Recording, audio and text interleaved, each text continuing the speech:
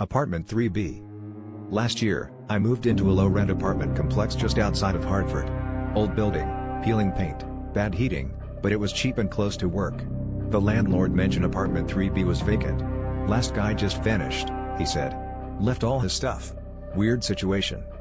My unit was directly below 3B. First night there, I started hearing noises, heavy footsteps above me, pacing back and forth, furniture dragging. Around 2 a.m., it would start and last for hours.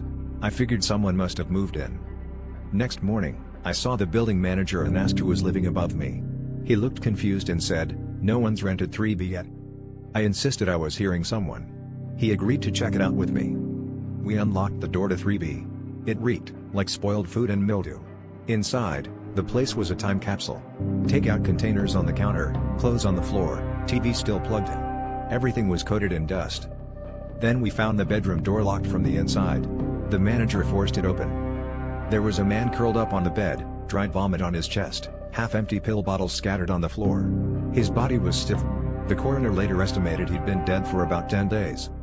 No signs of foul play. It was ruled an overdose, maybe fentanyl, maybe benzos. No one knows for sure. He had no family, no job listed, and his phone had been shut off. The kicker? The noise I heard the night before, the pacing, the dragging furniture? The medical examiner said he would have been completely still for over a week. The brain tries to explain patterns in silence, especially when you're stressed and sleep deprived. Maybe that's what happened. Or maybe he wasn't alone up there when he died.